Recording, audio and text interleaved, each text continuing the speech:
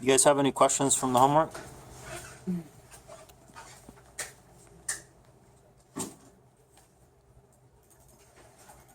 Okay, so there's no questions from the homework. We'll go ahead and start in section 4.14.2 and using the linear model. So one thing that I'd like to point out before we get into this is that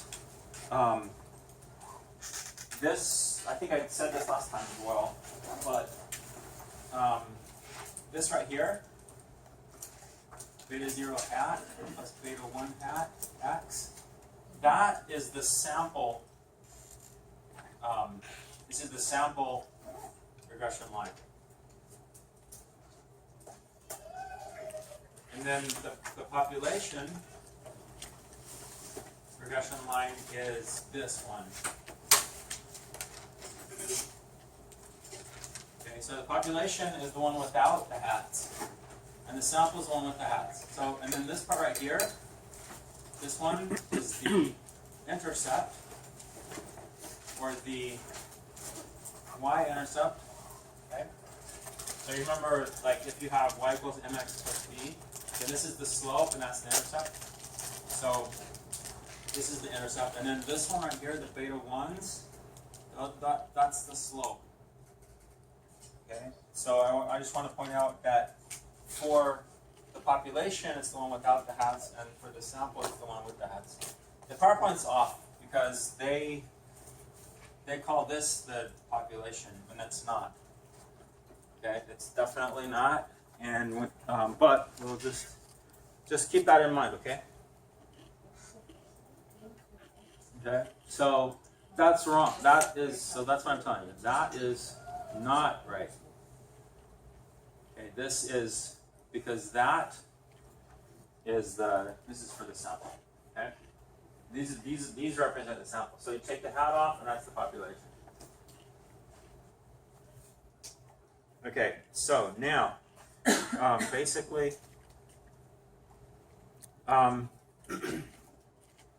if you're going to do regression, you first have to check the conditions. We talked about that last time.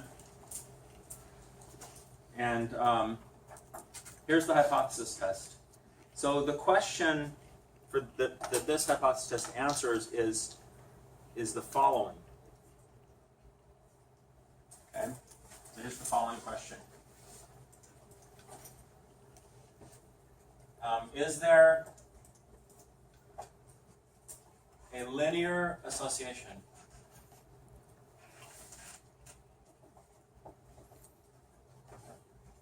Okay, so that's the basic question that we're going to ask. That's the main thing for this section. Is there a linear association? And also quantifying the linear association with regression line. Okay. Now, for this one, the null hypothesis is that beta 1 equals 0. Remember, that's without that, so that's the PowerPoint's off. And the alternative is that beta 1 is not 0. Okay. This right here means that this right here means that there is a linear association, and this one means that there isn't. Okay, and these two imply the following. Rho equals 0. Now, rho is you guys remember what rho is? Okay, so rho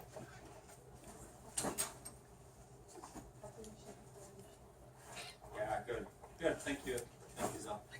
Rho is the population correlation or correlation coefficient, and then R is the sample. So you've already worked with R. It's the sample correlation. Okay, so rho is the population correlation, and R is the sample correlation.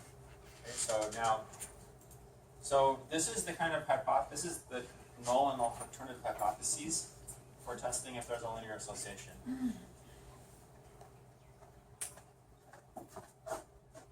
Okay, so let's go ahead. If the correlation is 0, then the slope is 0. So that's basically what I just said there. So linear association implies a non-zero slope. Okay.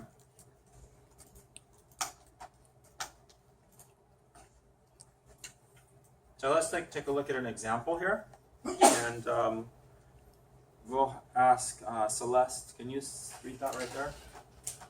Is there an association between the ounces of water women drink each day? Okay, so this is an example, and so for this one, what would the null and alternative hypotheses be?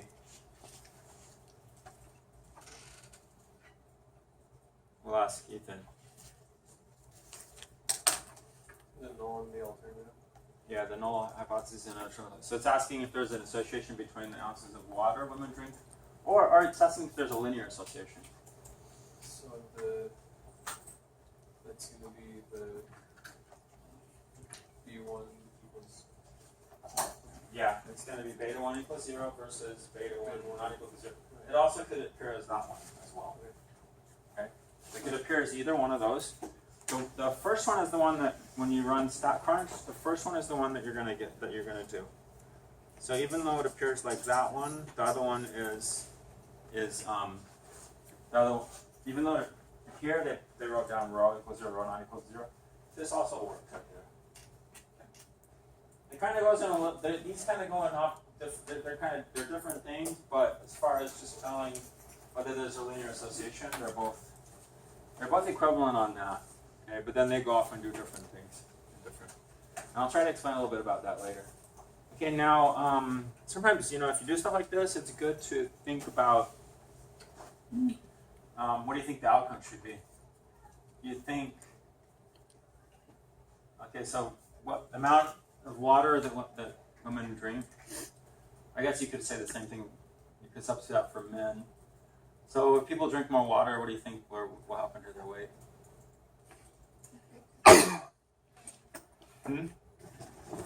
Go down? Okay. Okay, so yeah, that's a good observation. So you might expect that to go that if the people drink more water, then they'll weigh less, right? So just kind of keep that in mind, and then we'll try to look and see if that actually played out that way. Okay, now these are the steps to do linear regression on StatCrunch. Those are the you go to. I think everyone's already familiar with this. I know you guys are familiar with it. Okay, and what you want to do is when you're doing that, you come to this part of the test. It says hypothesis tests, and that's what you want to click right there. And it has this intercept and this slope. So the intercept and the slope. So the slope is the one that you're interested in. It will also just do the intercept. It'll just do it. You can't make it not do it, I guess. And you just want to set that to 0 and then the not equal to on that one. Okay. And that will help you do that test. Then here's the results. So according to there's a lot of things that you need that I can identify here from the results. So let's go with Felicia. Okay, so here we already have the null and alternative hypotheses here. So what's the p-value going to be?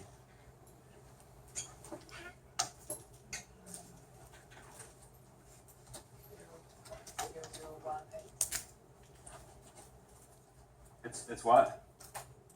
0.0018. Yeah, 0.0018. Thank you. Okay, so so if you were to think about this test right here,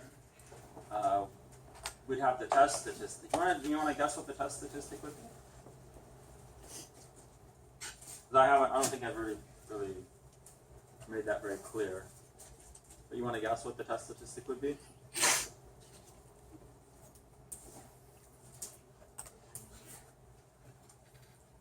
Anyone want to guess what the test statistic would be? Yeah, Taylor. Yep, that's it. And it's the t statistic, negative 3.5094. We'll say we'll round it to 4 decimal places. Okay. Or if you want to just round it to 2 decimal places, that's fine. And the degrees of freedom is 26. Or 24, I'm sorry. The degrees of freedom is 24. the sample size is 26. Now, when it says sample size is 26, that means 26 pairs. 26 pairs of numbers. So by that, I mean 26 women. 26 women, and for each woman, their amount of water that they drink and their weight is recorded. And the degrees of freedom is n minus 2. Okay. So remember that we said that we thought that maybe drinking more water would decrease the weight. How can you tell if that's actually what happened? We'll ask Princess. Okay, so we said earlier that if you drink more water, then the weight will tend to be less. Okay, so how do we tell if that actually happened? Is there any way to tell that from this data? I'm not sure, but is it because it's not equal? Because what? It's not equal to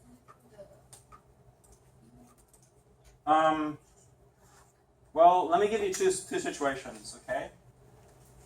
Let's suppose that we have a scatter plot here. Okay, so let's forget about that for now. And let's suppose that my scatter plot looks like this, okay?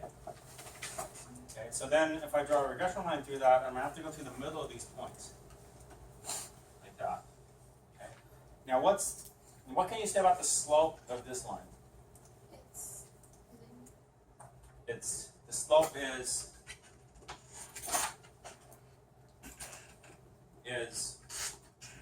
positive or negative? positive. Okay, good. The slope is positive. Now, if I have another situation where I got a bunch of points like this, and I do a line through there, on this one, the slope is negative. Okay, I think I get it now. Like, is it the equation up there, the weight equals, and it's because it's negative? Yeah, this right here is negative. Good. So you can tell that if you increase the ounces, then you have, for every extra ounce per day, then it's like almost, it's about 1.47 pounds less. Okay. Okay. And so that also brings us to another thing. Here's the slope right here. The negative 1.47 is right here as well, is it under the estimate. And the intercept is 249.18. Now, most of the time, the intercept doesn't make any sense. Okay? Because in this case, it would be like someone not drinking any water at all. Is there anybody that doesn't drink any water at all during every day, on average? No, probably not. I hope not. Maybe there is. I'm just starting that terrible thought just came into my mind. Oh no. What if there's someone that doesn't drink any water? Okay. Yeah, that would be unfortunate. Okay. So anyways, on with the test. So what's the next step going to be? We will ask show. Would you repeat that question again? What's the next step of the test? So we have the p-value. And what's the next thing that we're supposed to do? If you reject or not? Yeah, what is it? If you reject the null hypothesis or not? Yes, if you reject the null hypothesis or not, and You reject it? and what do you think it would be? You reject it. Yes, we would reject the null hypothesis. Okay? So reject the null hypothesis. And what would our conclusion be? Our final conclusion? So there is an association. Yeah, there is. Well, you wouldn't word it like that, but basically that's what you kind of mean, that there is a linear association. It's important that you add these words in there. There is statistically significant evidence to say that there is a linear association. Okay? And so there is statistically significant evidence. Or you could just say significant evidence.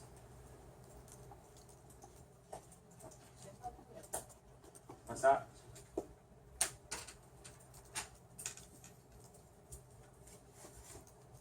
that there is a linear association.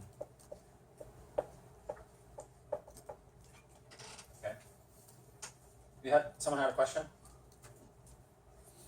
Okay. So there's that problem right there. Between dot dot dot. I don't know if I write the whole thing down. There it is right there. Probably shouldn't have written this. How did we get to the stat crunch again? How do you get the stat crunch? Yeah. Okay, the steps are Stats. right here. You go to stat and then regression and then linear regression. Okay, and we'll do that. We'll do an example later. How to do that. Okay, so here's another one. This is a slightly different kind of situation. And let's see, George, you want to read that for us? It has been claimed that for every dollar invested in education, $5 are pumped into the economy. You suspect that this claim is exaggerated. Okay. So this is a different kind of hypothesis test. This is involving just the slope. So what we had before was, is there a linear association? And whether or not there's a linear association. And this one is making more of a specific claim on the slope. Okay? And one way to interpret the slope is that if you increase the x value by 1, then the y value will change by whatever the slope is. So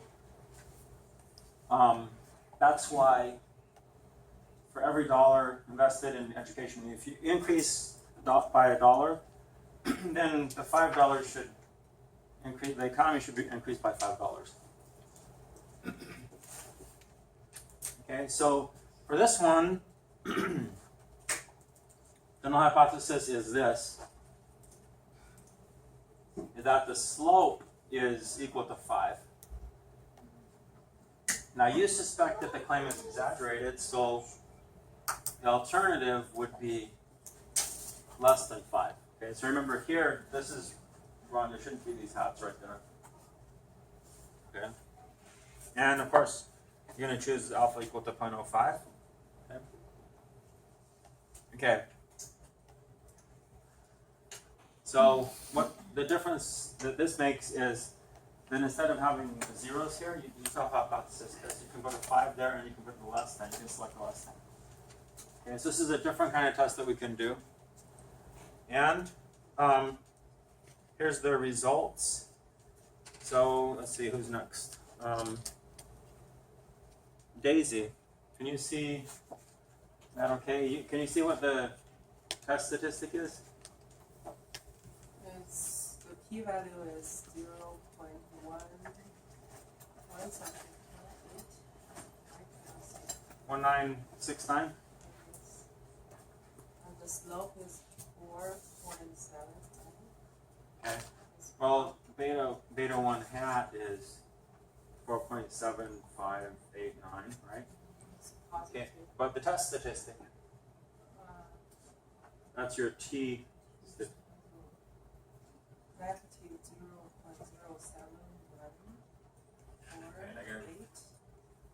0.0711 0.8715. There's your test statistic. So their test statistics comes from here, from the t-stat. For this, and remember, you want to look at where it says slope.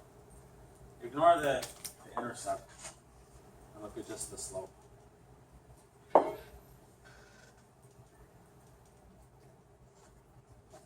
Okay. So, let's see. What's the next step? Cheng Shun Mao?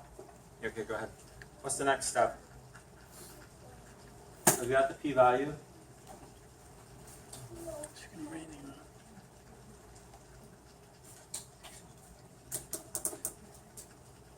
So you got the p-value of 0.1969, right?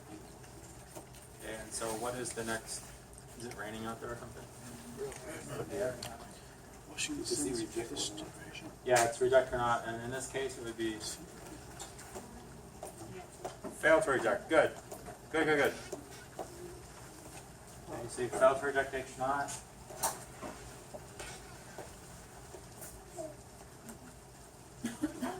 welcome back, Jordan. And you failed to reject H naught, and then what's the final conclusion? You'd say something like this: there's insufficient evidence to support the claim that less than $5 is pumped into the economy for every dollar spent on education. Okay, so that's how that would work. Another important thing right here is to look at this equation right here. This is the regression equation right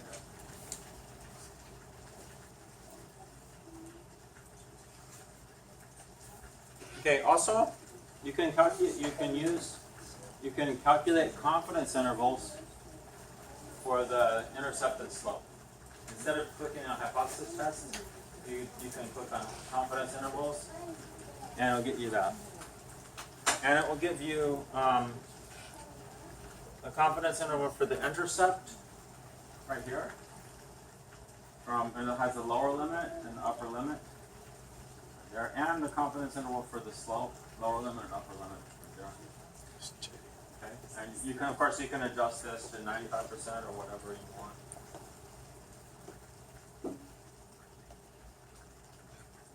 Okay, so basically that's how you would interpret that. So for the slope, it would just for the intercept, it's just like this. You're confident that it's between these two values. For the slope, you're confident that it's between these two values. But you could also say it in terms of in this way: we're 95 for every dollar spent on education, we're 95% confident that between 418 and 534 is pumped into the economy. Okay, so that's it for section 14.2. Now let's take a look at some of the homework. So we're going to go to my math lab. And anybody have any requests? So 14.2. And we'll go ahead and tackle the very last problem.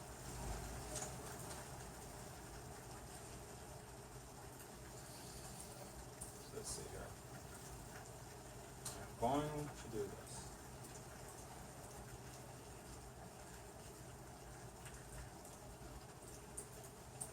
Make sure this is coming okay.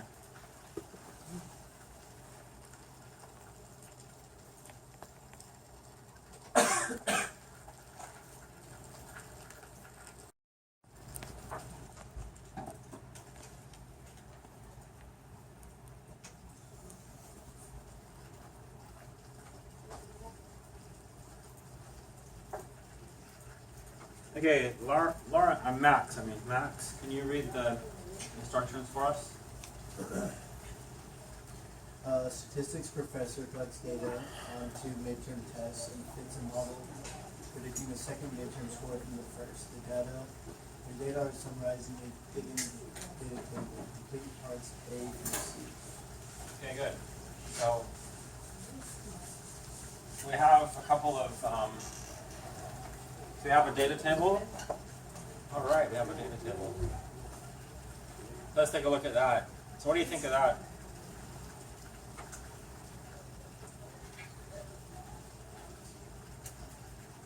You notice anything unusual here? Like, for example, so this is like each student here, and this is what they scored on midterm 1. This is what they scored on midterm 2. So let's see here. This guy right here, the lowest score in the entire class, and then he did better on midterm 2. And then here, this 52 went down to 34. Let's check out what the students did well on the first exam. Whoa. Oh no, look at this. Number 22, 94 on the first exam, but only a 64 on the second exam. Ouch. That's pretty sad. Okay. Do you have any good stories though? Let's see. There's an 84 that improved to 96. Okay, so anyways, there's the data right there. So what the heck are we supposed to do with this? looks like we're supposed to find, okay, this part right here, you're supposed to find a regression line. And then this part is stating the null alternative hypotheses. And it doesn't really say what you're supposed to do, but I suppose that you're just supposed to try to say whether there's a linear association or not. Okay. So here's what you do. Here's the StatCrunch example. So you go here to open this in StatCrunch. And I'm going to go ahead and I'm going to put this over here. And then I'm just going to close that. Okay. So we've got, you go to stat, and then you're going to choose regression, and then so stat, then regression, then simple linear regression.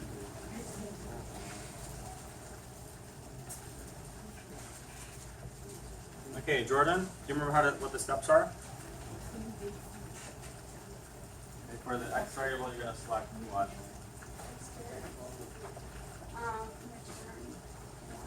Yeah, midterm 1, and then second y variable. Good. And then hypothesis tests.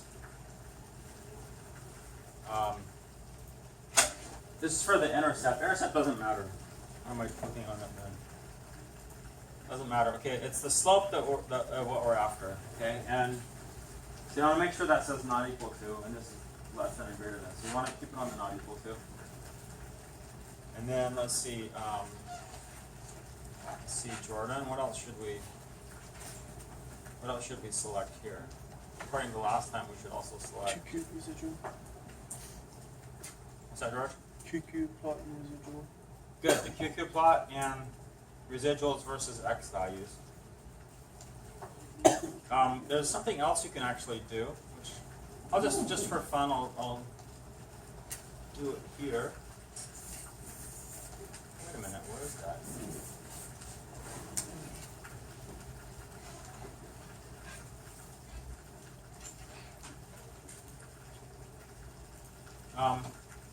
We'll get to do this next time. Okay, so everybody's gonna be really excited. We're gonna come to class and learn how to do these predictions right here. Prediction of y. Okay, so let's take like someone that scored an 80 on the first exam, and this will actually come up with a prediction interval for that person's score. Okay, we'll talk about this next time more, but that's something you can do. I just put in, you have an x value that you can put in, so the score on the first exam, and then predict what they're going to get on the second exam. And the prediction, it will give you an interval with confidence 0.95. Okay, so let's go ahead and compute that. Okay, so here is the output again. And notice that this is just the first page of 1 of 3. So maybe we should look at the other pages first. So we'll take a look at the, this is the QQ plot. So do you guys remember if that looks any good? We'll ask Lauren. Lauren, do you remember what we're supposed to look for on the QQ plot? If not, that's fine. Okay, it's supposed to be a line. It's supposed to be roughly linear. Does this look like it's roughly linear? Yeah, that looks good. Okay, so that's fine. And then this is the residual. Okay, so let's see, Lauren, do you remember what the residuals are supposed to look like?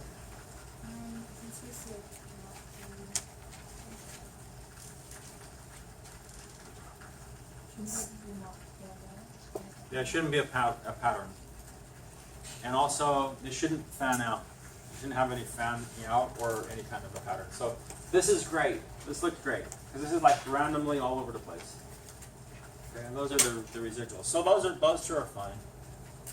And for this section, you actually don't have to check those things to do the problems. But if you're actually going to do statistics, then you ought to check those. Okay, so now,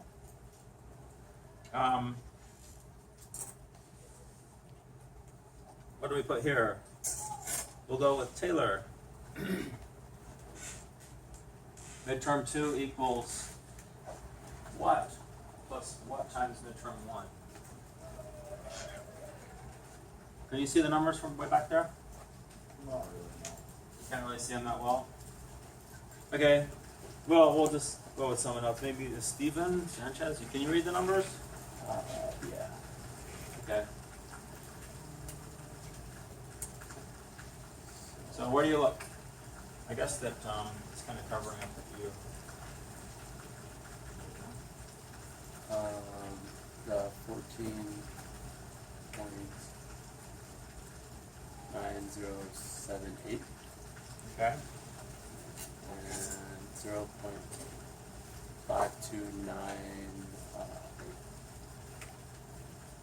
Oh my bad.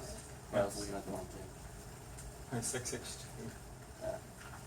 Because that's what you said, right? Okay. So there's two places you can get these, by the way. Two places. The first one is it gives you the equation right here. See, right there. And the second one is from here.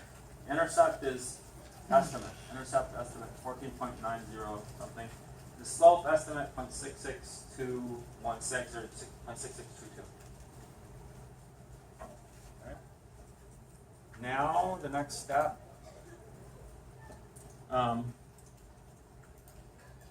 David, what are we going to go with as the null and alternative hypotheses here?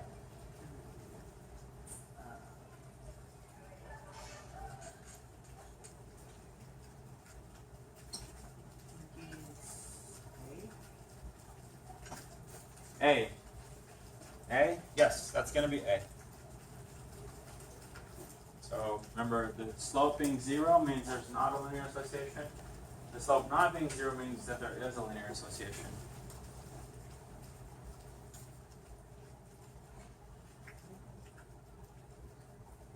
Okay, degrees of freedom. Joseph Young. Degrees of freedom? 22. You can read it here, or the sample size is 24, so just subtract 2. So 22, and then what's your test statistic again, Joseph?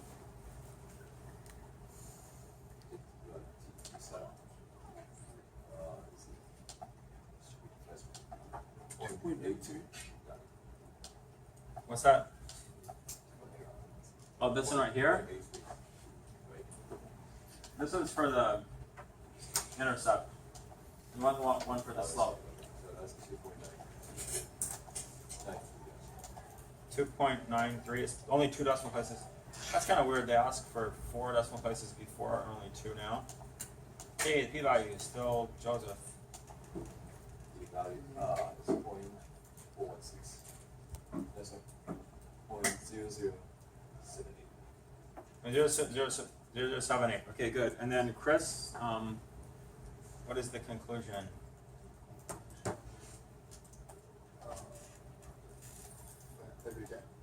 Reject because the p-value is only, yeah, that's less than 0.05 or smaller than whatever the alpha was. Reject the null hypothesis that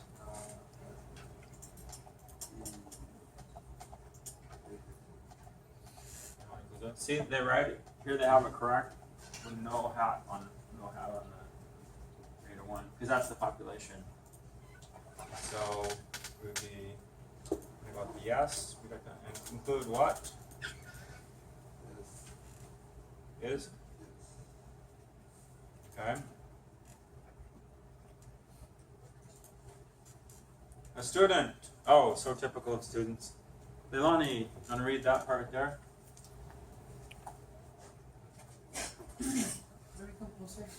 You can come closer, yeah. Sorry about that. No, I don't mind. A student comments that because the p-value for the slope is very small, midterm 2 is very well predicted from midterm 1. So he reasons in the next term the professor can give just one midterm. Is this reason valid? Okay, so instead of 2 midterms, the student's like, we could just have just 1 midterm. How's that? That sounds good to you? Yeah, maybe he could find some other way to logically do it, but could he use this logic to do it? Because the p-value is only 0.0078. So there is a linear association. Yay, there is. Okay, but here's the thing. You know that the answer is going to be, you know the answer is going to be no, by the way, right? Maybe you just didn't know why, but I'll try to explain it. It says no, because even though the low p-value indicates that there is a correlation, the low r-squared value of 28.1% indicates that the correlation is not very strong. Okay, so there is, even though we use the same test for both the slope and the correlation in determining whether there's a correlation or not, they're not the same thing. The slope and the correlation are not the same thing. They're not the same thing. So, for example, here we have a kind of a significant slope, right? And we probably have a pretty good, R. I would say maybe 0.85 or something like that. That's pretty good. And the slope's pretty big too. But you could also have,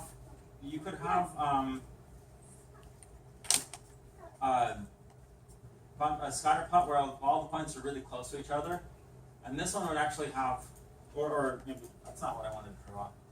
That's not what I wanted to draw. Okay, I wanted to draw something like this. I wanted to draw something like this, okay, where you've got a less of a slope. This is less of a slope. This is more steep slope. This is less. But your R can be like maybe 0.99, but your slope is maybe 1/10. And here maybe the slope is maybe 1 in this case. So you've got a much bigger slope. Not quite as big of a slope. Okay. And then over here you might have a situation like points all over the place, where, and then maybe the slope's going to go through there, and then so you got beta 1, maybe that's like a slope of about 1, and these are they're actually little things. They're supposed to be dots, by the way. I don't know what happened there. They're supposed to be dots. Oops. And here your R might be not very big at all, like 0.3. Okay. So the coefficient of determination, so R squared is also called the coefficient of determination.